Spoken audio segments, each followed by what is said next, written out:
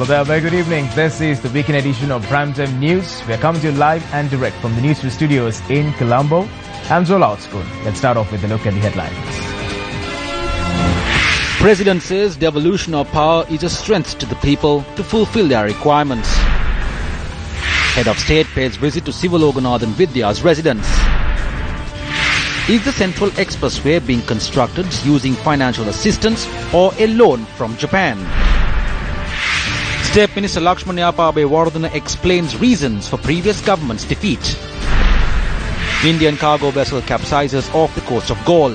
7 crew members rescued. Investigations to authenticate meteor fragment discovered in Madhura House. Starting off with our top story this evening, President Maithripala Sirisena met the parents of rape and murder victim Sivaloganath Vidya at their residence in Vavuniya today.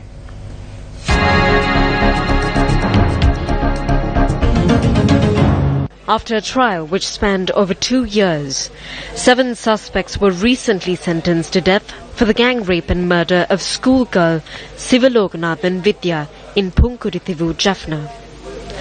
Vidya's mother thanked President Sirisena for his assistance in the speedy legal process to bring justice for her daughter. President Sirisena said Vidya's family will be fully supported in their future activities, including in her elder sister's advanced level education.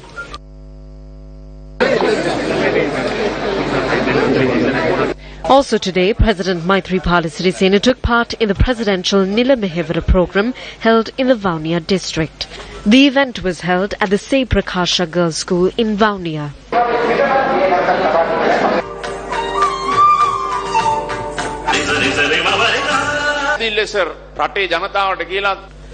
We have very clearly told the people of this country that we should go for a solution which devolves power but does not divide or split the country.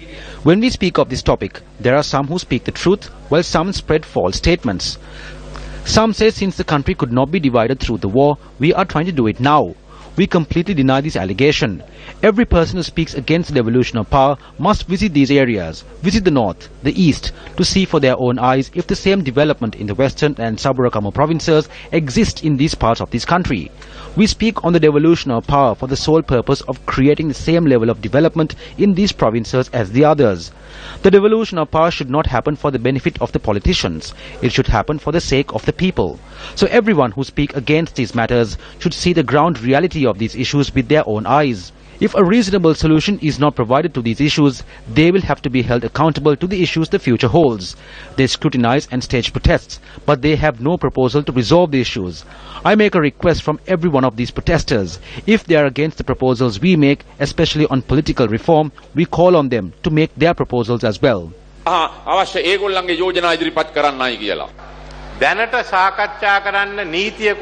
There is no law, draft bill or a sketch of a constitution tabled in Parliament to even discuss it.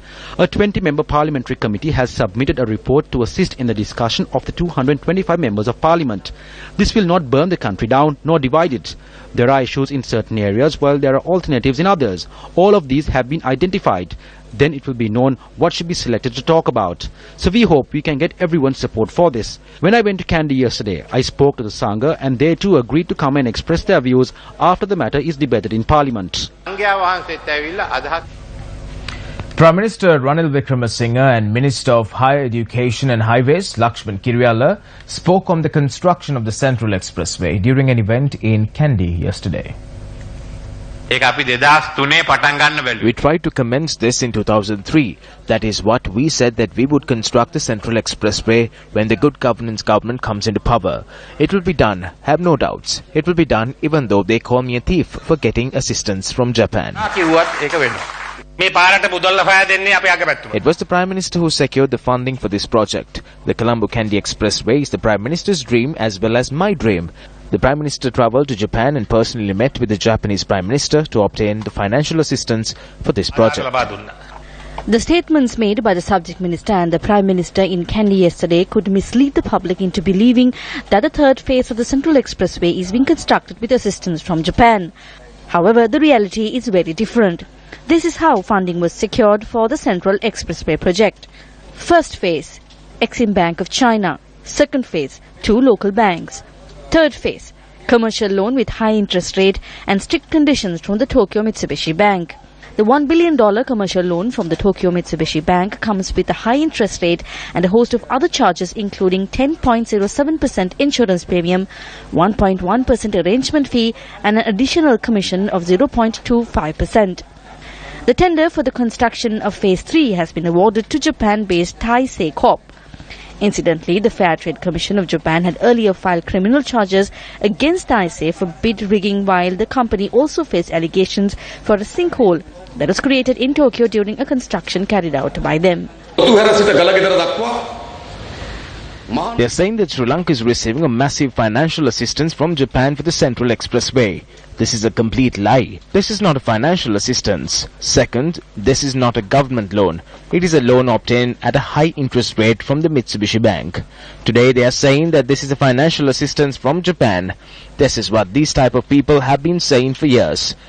They say they receive massive financial assistance to develop the country, but in the end the same rulers say that the country is trapped under a mountain of debt, so the country cannot be developed. Yesterday, Newsfirst reported on a financial scam worth billions of rupees to the general public through the signing of an agreement during the previous government for an apparent project to divert the Ging and Nilvala rivers to Hambantota. Though sum exceeding 4 billion rupees has been paid, construction work on the project is yet to be initiated. Contract for the project was awarded to China-based CAMC Engineering Company by the government of Mahinda Rajapaksa without calling for any tenders. The project contractor was selected bypassing all government procurement regulations. The transparency of these transactions come to question, as all related payments have been made in a hurry before the 8th of January 2015. According to reports, the payments had been made in 3 installments. The first payment of 1,000 million rupees was made on the 24th of November 2014. The second payment of 2,009 million rupees on the 1st of January 2015, and the third payment of 1,003 million rupees on the 6th of January 2015. However, the financial allocation initially made for the project in 2015 was just 40 million rupees. The additional multi-billion rupee payments as advance payments cast serious doubts regarding the transactions. Despite objections from the former chief accountant of the Ministry of Irrigation to make these payments, the then Ministry Secretary K.W. Ivan De Silva had addressed a letter forcing the project director to make the payments. This was revealed in a report published on the Sunday Leader newspaper on the 26th of November 2016.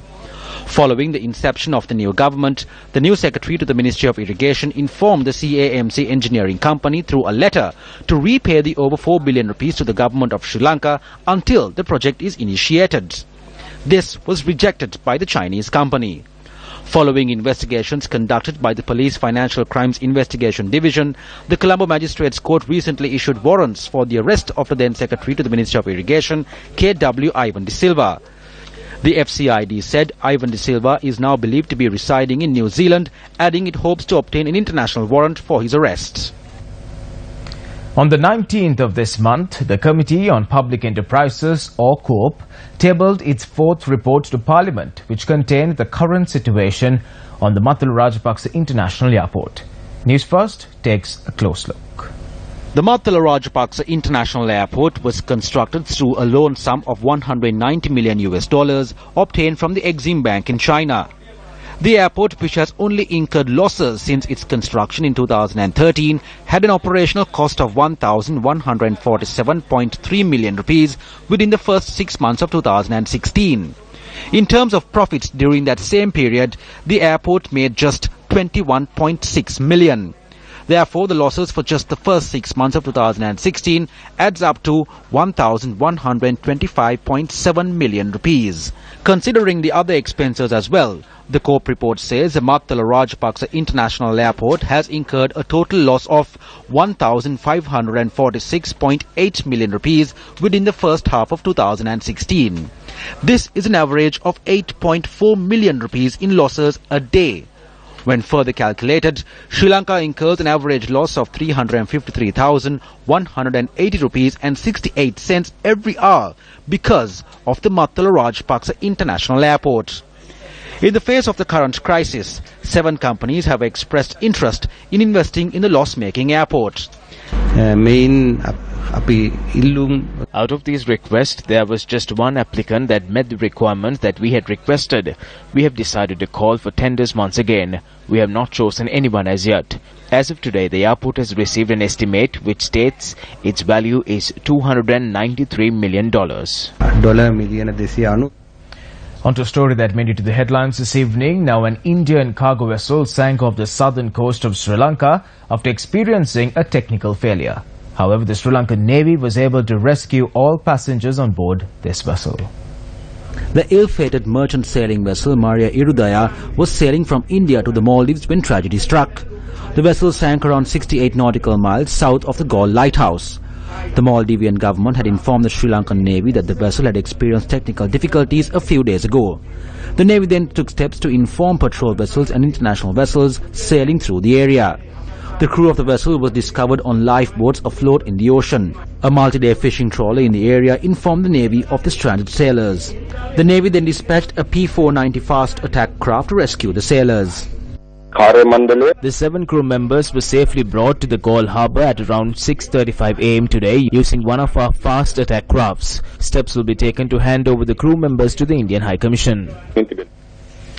Well, now residents of many areas in the southern province witnessed what is believed to be a meteor streaking across the night sky. What is believed to be fragments of the meteor was discovered this morning on top of a house in Dikwala, Mathura.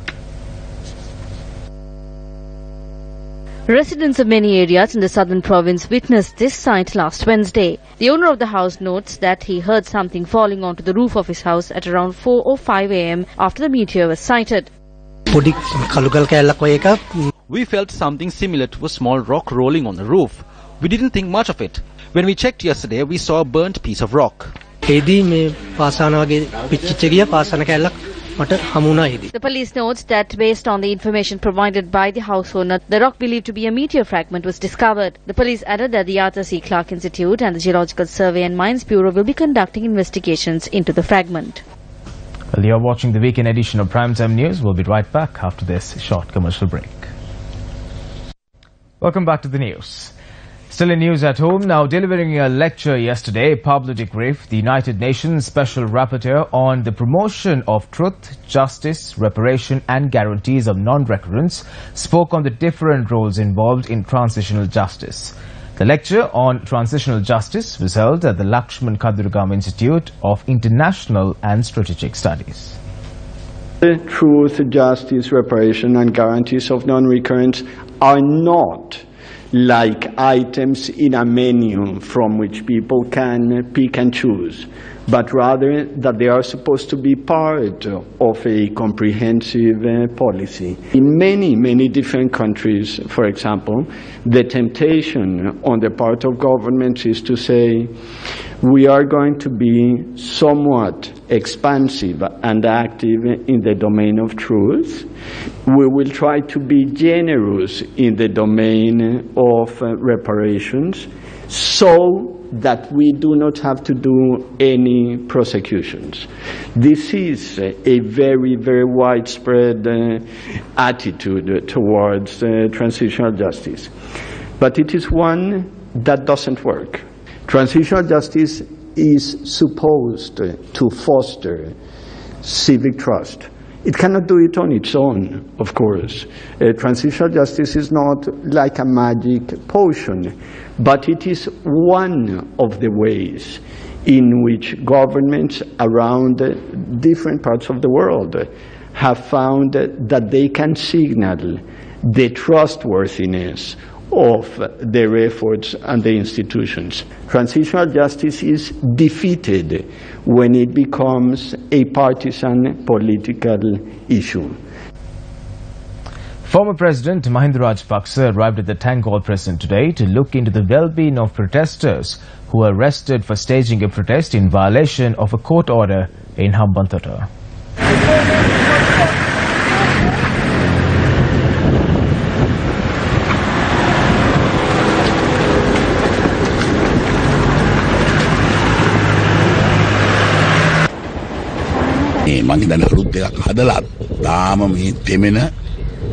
Even when there is a new prison that has been built, they are keeping this group at this dilapidated prison during this rainy season. Even though the new prison is open, the inmates have not been transferred to it. I don't understand. People like J.R. Jayawardena or R. Premadasa never sent an MP to prison. How many Padayatras and protests were organized during my time? MPs were allowed to engage in all of that. But today, this right has been taken away.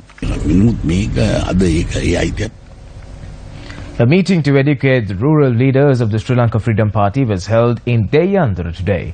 Here are some of the views expressed by State Minister Lakshman Yapa Abhiwardena at the occasion.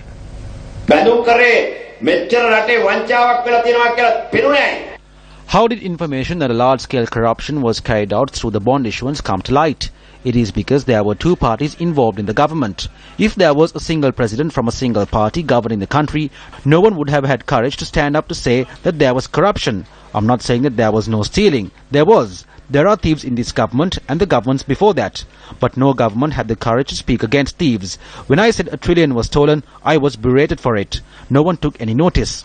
I know about finance because I worked in a bank for 7 years. Therefore, I know the amount that was stolen. I will stay this amount even tomorrow. After stealing billions, they even pilfer electricity. If an innocent person pilfers electricity, the police and the electricity board goes and puts that person in prison. But those who steal millions and pilfer electricity are at large. Why do people vote for us? Though we won with a majority of 24,000 votes, we did not win Gampaha. It was Basil who was in Gampaha. Our votes went down drastically in the Gampaha district. How many roads were built and carpeted? Still, the people voted against us. We need to go back and see why such a situation occurred. It all happened because of our mistakes. We need to accept this fact.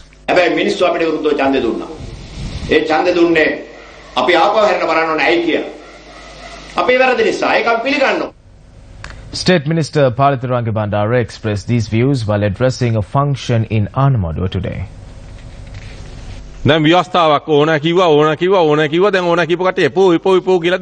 They agitated for a new constitution. But now the same people are saying they don't want one. Didn't they have an idea about the constitution before they agitated? We gave promises and came into power, but we can't act on the promises. Our first role should be to change the constitution. We should then look at changing the systems in place for the local governments and the election system. We need to take time and think about what we are going to do. In the future, we will have to express our views on the electoral system during debates in the Constitutional Assembly. There we can state if the constitution is not going to be changed. If the executive presidency is not going to be changed, then why should the election system be changed? We have to work according to our conscience or simply abstain from the vote.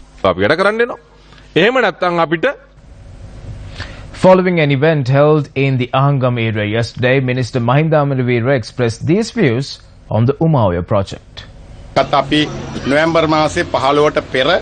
We will take the necessary steps to resolve the water issue before the 15th of November.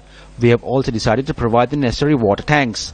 In addition, a separate office will be set up with officials and necessary resources to take immediate responses in case of a disaster. We have gotten this approved from the President and the Cabinet. We will also expedite providing compensation. The money has been allocated. We are waiting on the assessment reports. I believe that by the end of this, next we will be able to do a considerable amount of work for the people affected by the Umaoya. Well, we have more news lined up for you this evening, but first let's head into this short commercial break. Stay tuned. Welcome back to the news. Now, Chairperson of the National Child Protection Authority says measures will be taken to educate principals and teachers regarding the rights of children, which have been continuously ensured. She made this statement when she was questioned on the situation faced by a student in the Kakirawa educational zone. The student in question, who studies in the 10th grade, had vomited in school, and her fellow students had informed the principal of this incident. Thereafter, the principal had asked the student's parents to come to school and question them of this incident. The parents had then explained that the child may have vomited because their daughter did not have anything to eat in the morning. The parents then informed that the headmistress had told them that their daughter was pregnant and had asked them to take her out of school. Thereafter, the student was admitted to the Dambulla-based hospital and was revealed that she was not pregnant. The Minister of Education had directed his attention to the matter and has advised authorities to carry out investigations. Chairperson of the National Child Protection Authority, Marini Dilivera, was questioned on this incident today by the media when she attended an event in Hikadwa. ආන්දෝලනයක් බවට පත් වුණා වයස 15ක වයසක පාසල් ශික්ෂාව පිළිබඳව මුදල් ප්‍රතිනිය ගත්ත ක්‍රියාමාර්ගය පිළිබඳව ළමා අධිකාරී හැටියට ඔබතුමිය මේ පිළිබඳව ගන්නා තීරණයක් මොකක්ද? The police unit of the NCPA commenced investigations into this on Wednesday. As soon as we receive reports of the investigation, we will look into its content. Thereafter, we will seek the advice of the Attorney General. වාර්තාවේ අන්තර්ගතය ගැන සොයා බැලීමක් කරලා අපි නීතිපතිගෙන් උපදෙස් ගන්න බලාපොරොත්තු වෙනවා.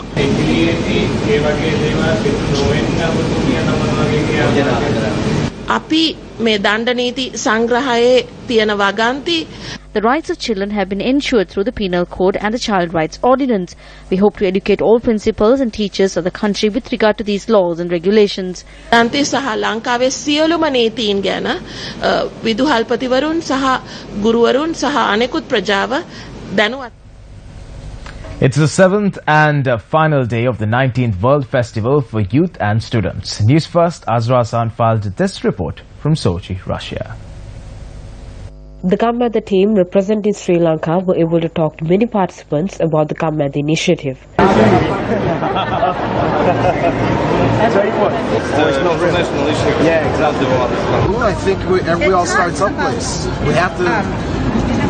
For me, talking to the people is the most important. Otherwise, we have no idea what people are thinking. Look, let's fight together. We can change these things. I think that's important. What you guys are doing. Well, I think it's really important to answer to the problems of the people, especially in our countries, that we need solidarity and help each other. We express our solidarity with Sri Lanka, that what in our hands to help, we will do it, and we expect to be in contact to continue talking about these things. The team also got the opportunity to talk to a local media channel about the Kammadha initiative in Sri Lanka. 9.8 million rupees was donated for the development of the Navodaya drinking water project in Nadigam Vilatissima Rama in line with the Samata Sahana program. The event was held under the auspices of UMP Deputy Leader and Minister of Housing and Construction, Sajid Premadasa. The drinking water project will meet the needs of 670 families in the area. Minister Sajid Premadasa also donated sports equipment worth 300,000 rupees to sportsmen and sportswomen of the Vijayaba National School in Hungama, Ambalantota.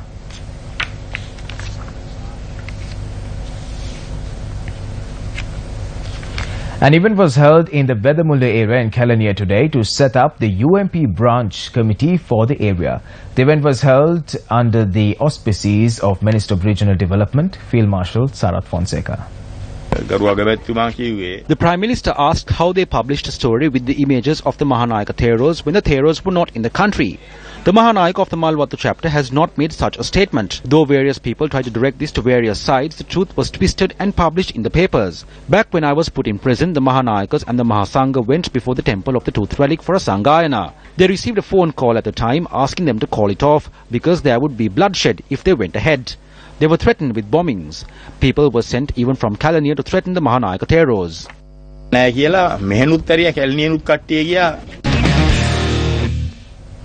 In sports news this evening, it's cricket.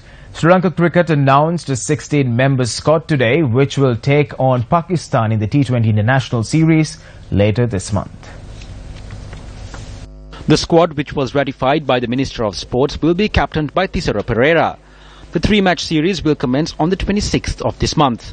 The first two games will be hosted at the Sheikh Zayed Cricket Stadium in Abu Dhabi, UAE, while the final T20 will be played at the Gaddafi Stadium in Lahore, Pakistan on the 29th of this month. The squad consists of Dilshan Munawira, Danushka Gunatilaka, Sadira Samaravikrama, Ashan Priyanjan, Mahela Udavatta, Dasun Shanaka, Minod Banuka, Sachit Patirana, Vikum Sanjaya, Lahero Gamage, Sikuge Prasanna, Vishwa Fernando, Isur Udana, Jeffrey Vandase and Chaturanga de Silva.